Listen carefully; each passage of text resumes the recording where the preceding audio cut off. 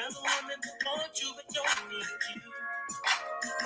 Can't figure it out. Something about her. Cause she walk like a boss, talk like a boss, make you a dance or something better do all. She's fly effortlessly. She move like a boss, do what a boss do. She got me thinking about getting it all. That's the kind of girl I need. She got a something. That's why I love her. It's independent. Won't you come and spend a little time? She got a something. That's why I love her. It's independent. Who the way to shine? It's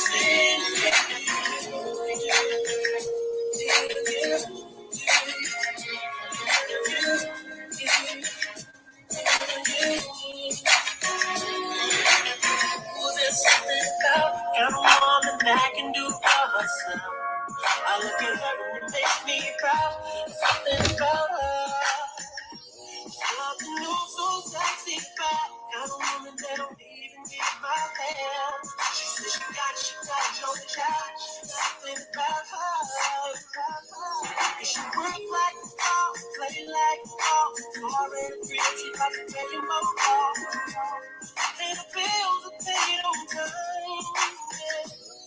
She made more calls, only calls. Say things that she telling them to get off. That's the girl that's on my mind. She got a monkey. Hey! That's why I love her. Hey! Spend a little time with me. Yes, it's 2007. Who gives a fuck? It's copyright free music. You niggas got the nerve to be choosy. It's copyright free. I'm sorry it was 2007 and that was the earliest or the latest I could get you niggas for free. Snap your fingers to it. Shut the fuck up. Robbie, I love you. I already know you're teasing, but some of it is you're not. So we're just going to get started. There's so much to talk about in such limited time. I guess today, which is why I took a shower before I take my walk. Our guest today is a friend of mine. He was a friend of mine. Well, I not was. He is a friend of mine. He slept with my man. He lied. No. This is my really good friend. He putting Harlem on the map, baby. Harlem on the map. Okay? He out here doing his big one. His big one. Now, you know a nigga to take a picture like that, honey. He can sell you anything, and you know he got the cash. Because where the fuck did he get a suit like that if he broke? Broke niggas can't get no suits like that. You think they got that at JCPenney's? They don't, honey. It was tailor-made. Some of you niggas are putting your grandfathers in the grave in suits that he'll wear for the rest of his days on this earth, and they're not even tailored to his bones. You wouldn't even give your grandfather who gave you everything a tailored suit.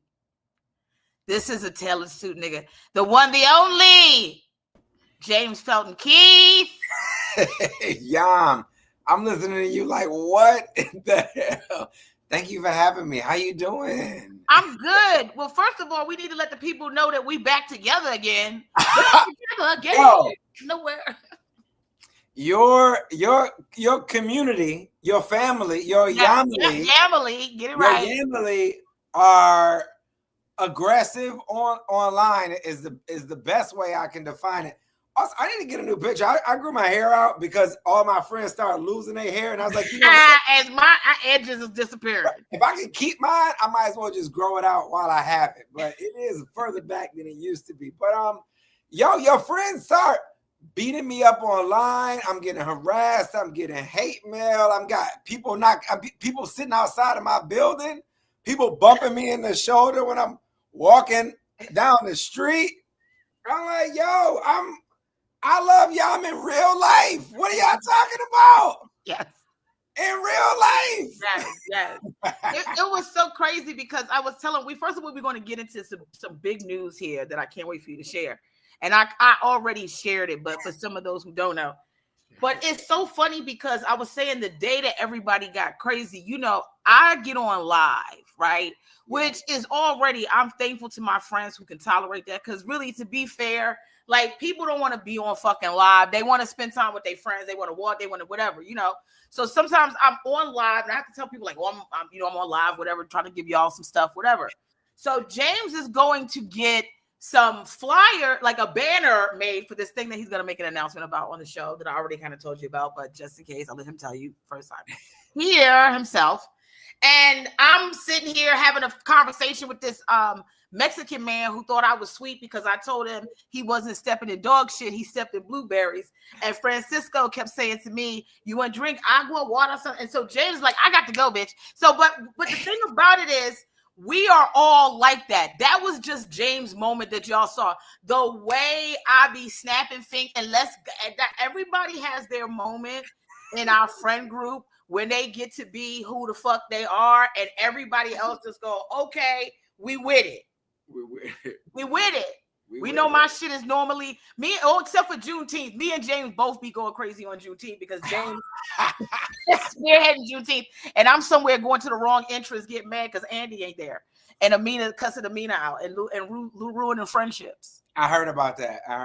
It's hilarious. Yeah. So James, my love, my friend, I came to bat for you, so don't you ever betray me. You hear me? I had to fight the Yamily for you. You better stay by my side. But I mean, I adore you. I love you. The first time I ever met, and I told him I was so fascinated with your cane, you know, movement and all that. And then we found out we lived in the same area. We met up, we vibed as friends. Like, we just had, you helped me with this bitch who will remain nameless.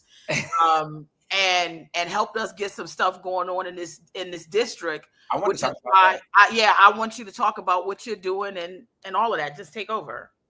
Well, first I do want to say, you should come with me. On Saturday I'm going to a HBCU basketball game at the Rucker right up here. Okay, it's gonna be some single guys there. It's gonna be a million single straight dudes there waiting for you to walk in. Know, like, and something tight with some. I'm still from the Midwest, so I say gym shoes, but with some gym shoes on. But no, we're gonna be cane twirling at the beginning for the kids. It's like they got ball players from a bunch of HBCUs coming up, like Howard, Tuskegee, Hampton, Morehouse, Spelman, you name it. Women players and male players, and they run a 3-on-3 game. But we'll be twirling before. If anybody wants to find them at HBCU Harlem everywhere. But we're doing that Saturday morning. I don't know. You had late shows on Friday. Yeah, but I'll try to make. I mean, how early is it? Like, yeah, it's like like I think like 3. Okay. So let me take back to early. At first, I was thinking morning, but I'm looking at it now. It's not till 3. But yeah, so we're doing that. But what I remember most, I want to go back before we go forward. So we met talking about politics, and did this person really meet me by stepping on my foot? Explain that. But go ahead. Let's talk about politics. That's how people meet her. I'm just like, what? I picked up my phone. Maybe we were texting on IG first, but I'm in local politics up in Harlem, and I think she may have saw like politician on my profile. Yes, there was cane twirling on there. I saw the cane twirling first. Yeah, I hear you. Okay, yeah. So that first. Then she had a friend who will not be named, like Voldemort. She who will not be named. Yes. But she called me about political things per her friend. Yes. Her friend, this black Karen who will not be named, moves to New York City from wherever, like Kansas, wherever Dorothy is from, and moves above a very popular bar. Yes. Near and around, I won't even say the street. Yeah. Right. And then proceeds to go to the community board, which is a local political infrastructure that we have here, to tell the community board it's too loud, and she wants to educate this business on how to better soundproof. And she brings in her fancy friends like Yamanik and other people to help do that. Meanwhile, this place is up to code, etc. I'm not saying everybody can't do better, but what I didn't like, if I could just interject. No, I was going to say what you didn't like. Oh, no, say what I didn't like, because you know what I didn't like. So the board didn't really acknowledge, which is one of the reasons we're running, didn't really acknowledge the citizen concern that Yam and Karen were bringing to them. As Black as they were, as this was years ago, so I wouldn't call them middle-aged then, even though they just leaped into the middle age. You know what? You're not going to shame me, bitch. Because I was shaking my head to that. I need to edit that out. How you going to edit that out? Edit it. What do Tyler birthday say? Edit and post. Edit and post. Edit and post.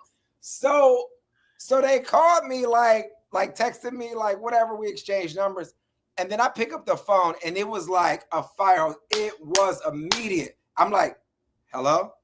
And it's like, these motherfuckers over here on the community board better respond to what I'm saying with my friend. And you know what? Yam, even though her friend's name is Karen McCarronson, yes, she went to bats for this friend who, again, I've met this woman, not a huge fan, but she really went to bat for this friend because that is kind of how she is for friends in general, and proceeded to give me about a 2-minute consistent, no breaths in between, telling off about how the community board and the city infrastructure, etc., don't work. And I don't work for the community board, but I know those people. Some of them are friends, some are enemies. In politics, we try to make it all work together. And we have been yelling into the phone ever since.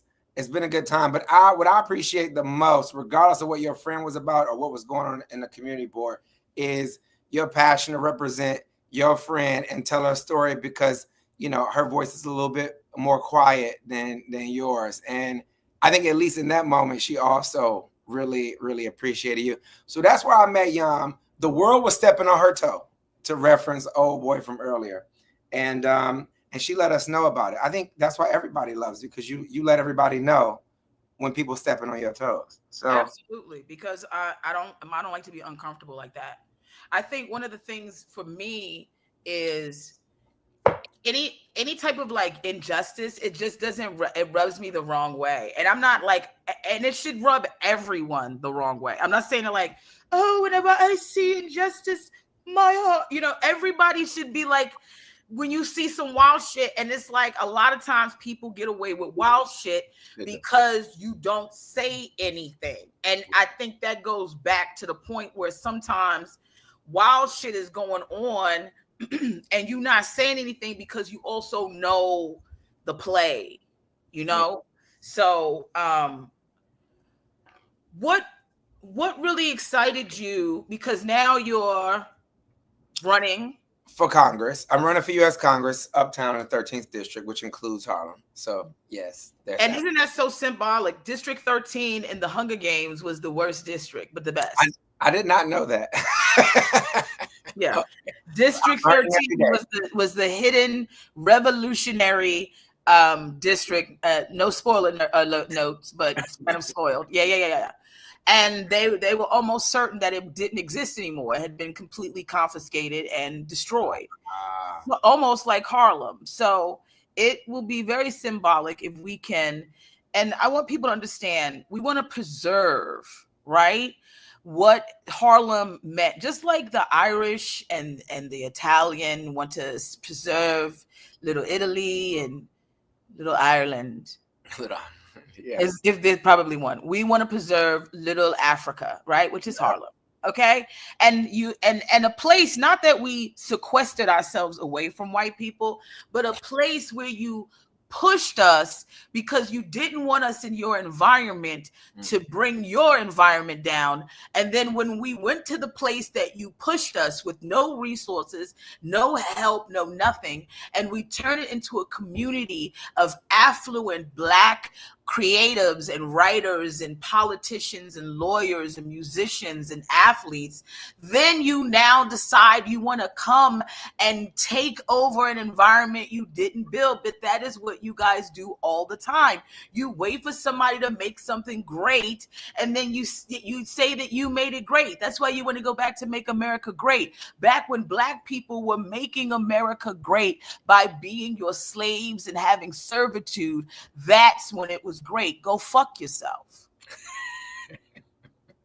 And I don't know all the wimps and waps, right? This is why James is where he is, and I work because James has the patience of a gnat.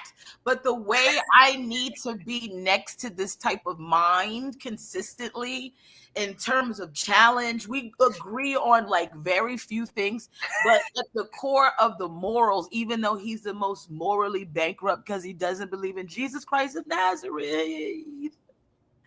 He is. I like Jesus. I love you. Please don't start, James. I do like Jesus. Don't. But what I'm okay for now. But what I'm saying to you, like all the prophets. I like every argument that we ever have really comes down to a point that I cannot refute sometimes. And it's good to have somebody that mentally can challenge me in that regard. That's why I'm privileged to be in your friendship and your care. Thank you so much, Yam. I mean, look, I'm with you. I think when I see any sort of injustices, it makes me cringe. You know, my heart, goes out to everybody I see who I feel like is just being stepped on by the world. When I ran the first time, COVID happened. I got really sick. My mom, who got really sick. I thought everything was over. It was impossible to run a campaign in those last 2-3 months, which is really when a campaign is running. In New York, for anyone not familiar, we vote in June. So campaign time is really April, May, and June. Everything else is a slow burn to that. You building up, you raising money, you building volunteers, etc. But I was in bed rest at the beginning of March. And then I had to figure out how to go get to my mom because no one would touch her because she had COVID really bad as well. And I was like, well, I got COVID, she got COVID, so we just gonna hang out together and eat cheeseburgers and ride around in a convertible if they think we need to breathe more air. Right. But really eating McDonald's quarter pounders with cheese is how I gained all my weight back. I have a very real quarter pounder with cheese fetish, and I'm not necessarily proud of it because of all the sodium and everything. But when they market that thing, they were saying that year, it was like 2020, 2021, they were saying it was like 15% more juicy, and they had it on the commercial. I was like, prove it. And you know what? They were just a little bit more juicy than, what I remember.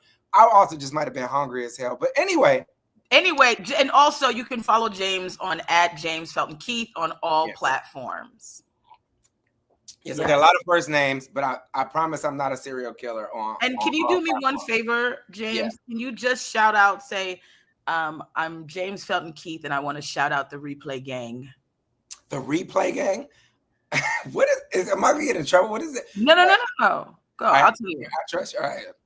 I'm James Felton Keith, and I want to shout out the Replay Gang. Yes, because we have a lot of my followers don't get to watch it live, so they come back and they watch it in the replay. So we just want to say shout out to them and thank them. I'm learning podcast culture. Like, I didn't know that was a thing. Okay, I love that.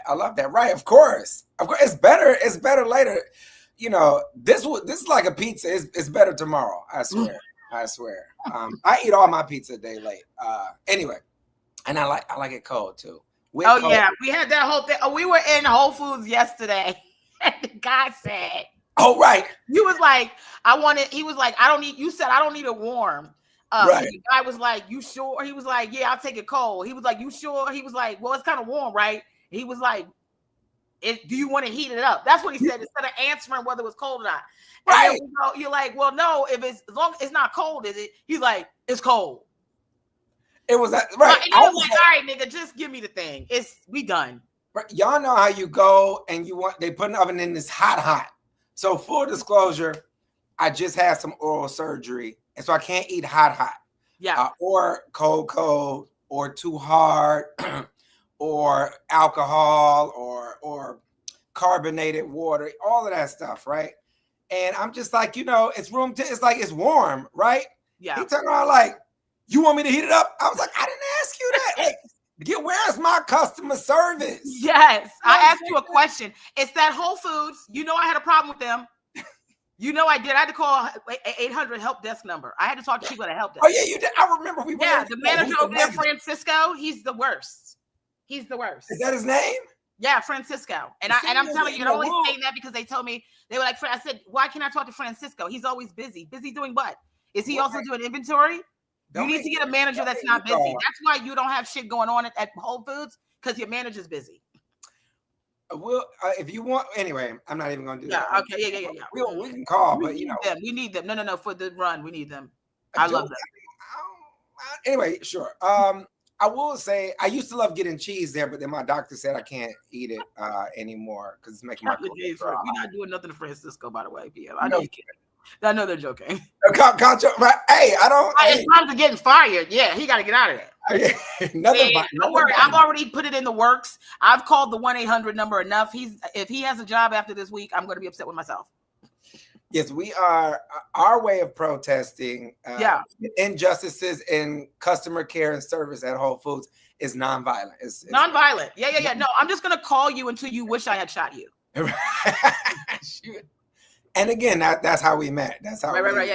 Yeah. And once I get, She called me right before this, like, you got the link? And I'm like, if you sent the link, I got the link. Then I checked my emails because I'm clearly on my computer.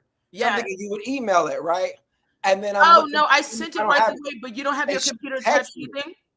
But why would you text me the login link? No, I sent it the way that the thing sent it. It's the thing sent it as a text. I don't know. I don't have anything to do, like, the way I don't get involved in this. The way I don't get involved. You know who you guys saying the way I don't? Whoa. And I was talking to Andy about something yesterday. He was like, the way I don't. And I was like, whoa. You and Yama nigga been hanging out too much. Is she here? The way you don't what? The way? What way? Whose way? Are you talking about a road? A street? The way? What Team Andy, yes. The way I don't even the way I forgot to buy oatmeal this week. Like what? Yes. Order it. Anyway, I don't even know where we were. So what do we need to get going to get this off the ground? So we off and running. I'm actually going to an event after this to meet and greet a bunch of the Supreme Court judge candidates for New York. Oh, I know I'm coming. I know I'm hang out. Hell yeah. Where is it? Oh, no. It's gonna be on Frederick Douglass. It's fine. It's open to the public. It's gonna be at Londale's on Frederick Douglass. It's right up here. You wanna come on out? You wanna meet some people? Also don't want them to know where we're at. We in Harlem. They don't know exactly where we at. I mean, yeah. My information on the email, everyone knows where I live, but I'm gonna tell you, you come over here, you can get it. So I'm not worried about it. I've been trying to get it every time I come over there. I'll be trying to get it. All these other motherfuckers can get it. So but yeah, no, you should come with me. So look, we a little bit of the history, right? I ran for Congress in 2020. We thought that we felt like we didn't run. And when I say we ran with a large team, there's a lot of people involved. I don't do any of this alone. I hate language like self-made man. Right. Made about me. I am just a makeup of all the great people around me. And anyway, we got cut short. But in doing that, we got a quarter of the vote, which apparently, I didn't know any better, was unprecedented. We got 25.4% of the vote, essentially without running at all. Then the world changed. That was 5 years ago. We stayed away. We got our incumbent that we ran against to be a bit more progressive in the kind of things that he's willing to fund in the district, like trains, infrastructure, basic stuff. But he's essentially been a placeholder over these 5 years. And this is the reason I wanted to run again. About 20,000 Black and brown people have moved out of the district. That's about 10,000 in Harlem alone. If anyone's not familiar, that's between 110th and 155th. 10,000 of us have moved out, and a new 18,000 white people have moved in. That's just Harlem. Then if you go above 155th, another 10,000, a little bit under that, like 7,000 in the Heights, another 3 in Inwood. Afro-Latino people have moved out, and another 17,000 white folks have moved in. Now, I got a lot of white friends. I got a lot of white colleagues. I work really well with all of these folks, and it's fine if the rent is too high and everyone's coming uptown. I can dig it. But to have 20,000 of us move out and more than 35,000 new people move in, it's a policy choice based on the type of apartments that are available and how much they cost. So well, that's what Pamela's asking here. Is Harlem getting more expensive to live there? Well, everywhere is in New York, and yes, Harlem certainly is. And I'll give you an example. There's a building going up right across the street from my place called the 145 Project. So now you all know exactly where I live, which is fine. My name is a geotag in Instagram and Facebook and everything anyway. So, but you can't find a link to get on StreamYard. Okay. And then there's that part. And that was such good timing. That's why you're the pro. Okay, thank you. I'm learning communications from Yam. People like, so who's doing your comms? I'm like, well, I'm taking notes from some comedians I know. But anyway, they're building a new building to give them some color. Where, let me go back. The average or the median income in my zip code right now is $42,000 a year. The building that they're building across the street is 900 plus new units. That's a good thing. I like that. But they claim that 30% of the building is affordable at $120,000. So that means none of the people that I know who already live here or who look like us in the area, who look like Yam, who look like me in the area, can afford to even apply to be in there. And they're calling it affordable. That's a problem. The bigger problem, though, for me is the reason I'm available to take calls from people who want to curse me out about the community board, like Yamanika and her friend Karen McCarrison, is I'm actively involved in a lot of the negotiations around real estate, affordability, and you name it up here. And 3 years ago, we negotiated that building to be deeply affordable at 50%. And it considered the fact that people up here make $42K a year. So it's 50% of people who make about $42,000, $45,000 a year. And then 50 of those $120K up people, which is cool. That means that's 900 units, 1,000 units. I say that's 2,000 people, right? So it's 1,000 of the new people who are coming up here, and that's 1,000 of the people who already been up here. I'm fine with it. There's enough space for New York to grow into new people, but not when you just displace us and say we're going to take 2,000 new people and force all the other people to move to Charlotte or Jersey or Connecticut, because that's where they are moving. So that's my biggest problem is politicians. They come to the table, they act like they're available to negotiate. We negotiate a sweet deal with a landlord, can still make a return on investment, right? And then 3 years later, they renege on that investment like they don't know how to play spades. And like, we're not going to see it. We're not just going to give you that book. We're going to see it. And then they drop this building. It's like, oh, we're going to build a new building and it'll be affordable. Affordable for who? Not all the people who make this place cool. There will not be a place, if we keep letting what's happening, for people like Yam to live up here. For all the people who make Harlem cool, for all the artists, all the creatives. I was just watching an interview with Dapper Dan. It was like, Dan, what gave you so much style? And he was like, poverty. He was like, I had to be this fly. And if y'all don't know who Dapper Dan is, then go find Google. But the play is what made Harlem cool for the past 100 years. We just celebrated the 100th anniversary of the Harlem Renaissance. And as we're in a new Renaissance where I see famous people like Yam walking up and down the street every day over here, we can't afford to lose that nucleus of creativity. Right. I'm just saying, just people moving, people shaking, So I think it's a problem. And if we are not at least available to escalate the problem, then it's our fault. So our villain, if you will, because every campaign has a villain, right? Whether it's Bernie's corporations or whether it's Trump on immigration. For us, our villain is us. I think that we have been kind of waiting for Superman to come along for way too long. Mm-hmm. And I ain't Superman, but we're just going to go outside. We're going to stay outside until somebody is available to hear out what we think we need to change. So my challenge to all of my neighbors is to get involved. I need $1 or an hour of your time. You do not have to have money to play in politics, but you do have to be available to engage your neighbors. If someone is not willing to say, hey, I'm in pain, I'm in need, to 5 people who live on their block or on their floor, shame on them. So that's all we're doing here. That's the movement. I mean, I think this is when I say you got to take you take all of a person, and for any terse or direct commentary from you, it is all worth it for what you just shared and the amount of information you have. And the thing about it is somebody has to know, and somebody has to share, and somebody has to educate, because the number one thing is, I know what I felt when I went over there, and I watched people say, I just want everybody to know I had dinner at the place we're complaining about. I know who said that. And it's the dumbest. And it was, I had an amazing dinner. Why are you telling us about an amazing dinner you had at the place where we're getting ready to talk about a major complaint against them? I also didn't like how they play the dozens with what they consider to be a Black business when it's not really a Black business. Right.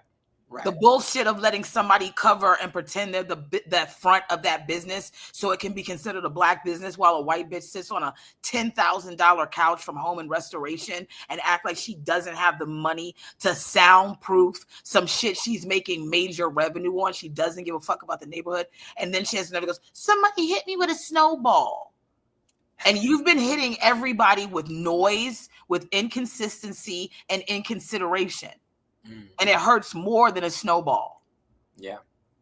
So I didn't have all the terminology and what's what to know what's going on. So I had to go ask. I had no idea about there's districts inside the district. And these people are making decisions because none of us are in there to see what they're doing. They're just voting each other in and out because nobody's there. Nobody's at the fucking district meeting because most of the people that need to be there, they got to work, or they taking care of kids, or they hustling. Yeah. It's just like your girl Tiffany is saying on YouTube right now, right? We have to save ourselves. Our campaign slogan is "We owe us." It's about what we owe ourselves. But Yam, you make a great point in that the one reason that a lot of us aren't at these meetings is because we got to go to work. When people talk to me about, I had this Black brother was telling me the other day, he's like, well, we don't participate up here like they participate in downtown. I was like, look at the makeup of community boards downtown and who's on them. I was like, it's housewives, it's people who got time to do things. They're not necessarily up here doing what we're doing, right? And I was like, it's exactly, we caring for people, whether it's child care, whether it's elder care, whether it's self-care, and then we got to go to work, and then we got to hustle on top of that to do something else. So there is a tall order to ask for people to participate in all these meetings. That said, people jockey, like I was also at the gym yesterday at the Y right here on 35th, and I saw this young man who ran for city council briefly. He lost, and then he stopped participating at all. And he was like, yo, what's up? I see you running for Congress, blah, blah, blah. And I was like, yeah. And I was like, where have you been? He was like, oh, I work over here. I stopped running. I was like, but you said you cared, like your hustle, your side thing, your extra time is community stuff, right? But I don't see you. I was like, he young, he 30, he got young legs. I'm like, we could use you to do something. You clearly don't know everything because you didn't win. You didn't rally a big crowd. You didn't even make a dent. But there are things you could be doing. My thing is there are a lot of people also up here playing like they care about how they want to participate in the community. And they're not really taking on any risk. Those people piss me the hell off. But aside from that, I do think that if everyone is at least willing to give an hour of their time a week to understand what's going on around them, I think we can see sizable change enacted. And more importantly than that, I think there are mechanisms to organize those people and say, you would fit well here. You would fit well here. One thing we're trying to do with our campaign is offer a sort of roster of things people can do. Because everyone's like, what can I do? And it's like, there's plenty for you to do. And so we want to make that available to folks because, yeah, people just don't know where stuff is and where they can participate. And that's not just here. That's not a New York problem. It's not a Harlem problem. It's an everywhere problem. Most people are not engaged in politics, and a lot of people in politics don't want us engaged because they think we slow up the process for them getting done whatever they want to get done. But that's exactly where we should slow it up, to be like, hey, what's happening here? And I think that, I think Americans Against Bush had made a comment about people who make over $40,000 not applying for affordable housing. I think we have to also remember the economics where we are. A lot of the conversation that we're talking about when we say median income is 42, that is a lot of money in some places in the world. In New York City, that's below the poverty line. I mean, making $100,000 is really, you just kind of like scraping by. It is expensive to live here. So it's not the same as everywhere else. Yeah. Yeah. The price living here is a bit higher, right? And so we're not talking about 42,000 in Indianapolis or Detroit. And again, the number is a number everywhere. It's about, if the median income, whatever the number is, we're closer to the number of rent. People should not be paying more than 30% of their regular income on just shelter alone. So when the price to apply to get in a building is $120K, and we're not even talking about, what? We'll go beyond renting. I got some friends, really wealthy friends, who live on the Upper East Side, who live in a building. The apartments in that building, to buy them, to own them, yes, are about $800K. But if you can't prove to the board of the building that you have $20 million in the bank, you can't even apply to buy the cheap apartment, right? So there's gatekeeping everywhere. And I will say one thing that we're doing, that we're organizing around, not only on this building on 145th, but before my election, which will be June of 2026, this November of 2025, there are 4 big ballot initiatives, ballot questions coming on the ballot that will allow us to build more housing, affordable housing, faster.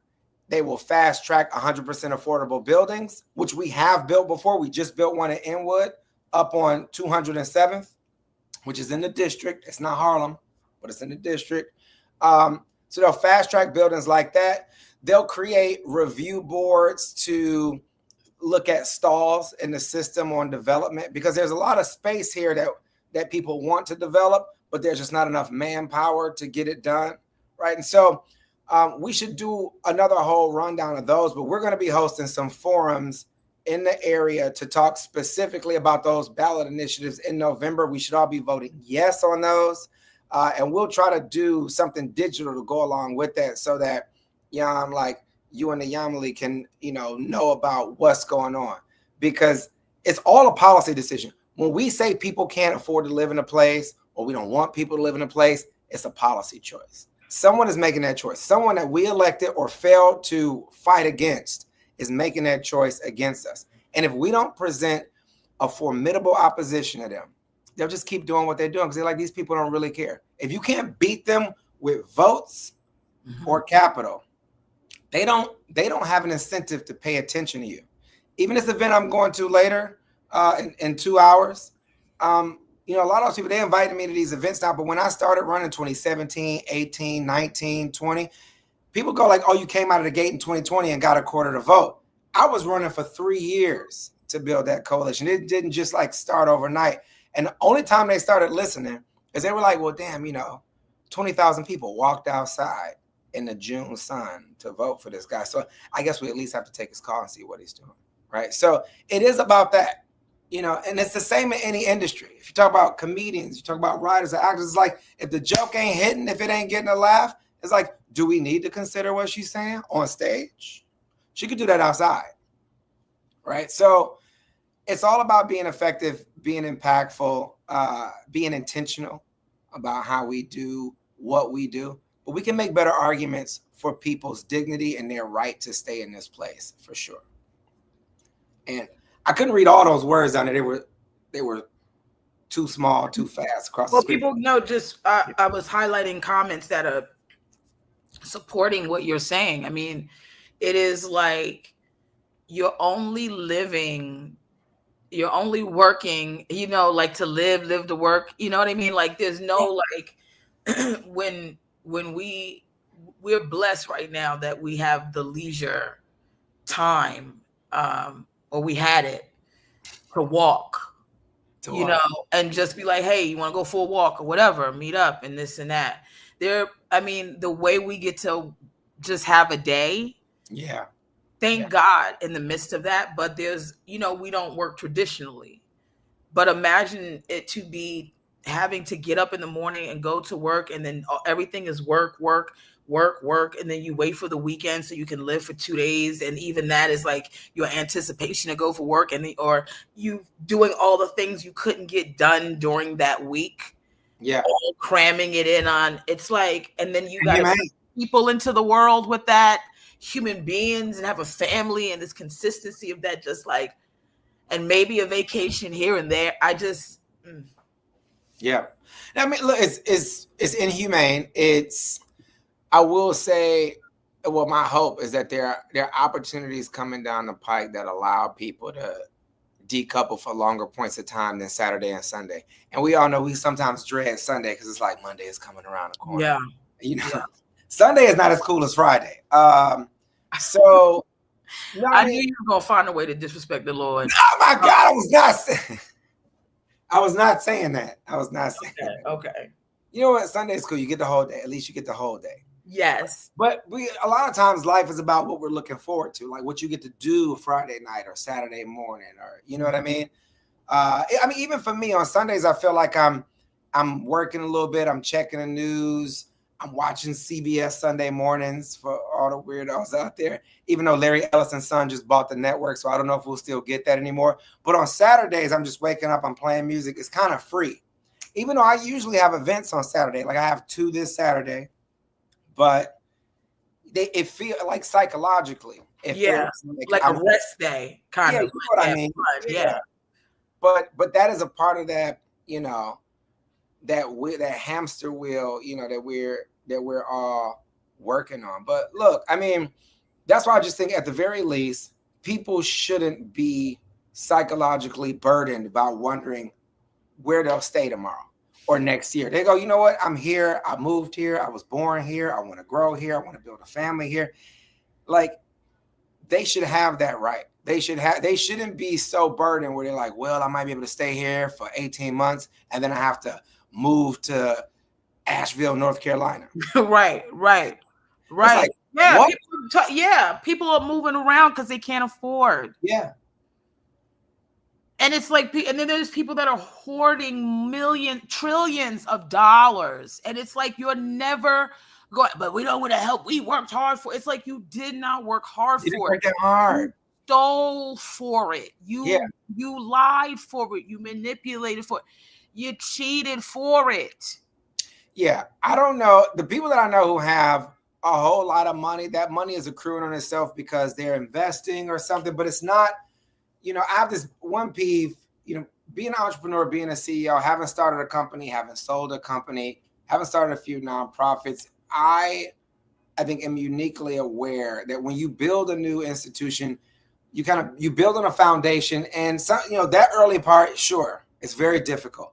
But once it starts to scale and boil over, like once that snowball is rolling, it's rolling, and where all your revenue or your capital, you say, this is what I earned this day, this year, whatever. Right. Is really that accrued. It's because you own the whole snowball. Right. The problem is you were not a participant in every role, every piece. Now, I'm never saying that the ideologue, the leader, etc., ain't worth, the boss isn't worth 2 times the employees, 10 times the employees. But when you get to like 500 times, 20,000 times, what all the people's input are, it is not only problematic in how much you've accrued, but it is indignant in how you stifle those other people's input to your value.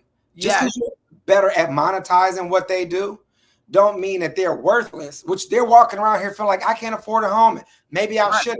Maybe I should work harder. Really? Harder than you already work? Yeah, yes.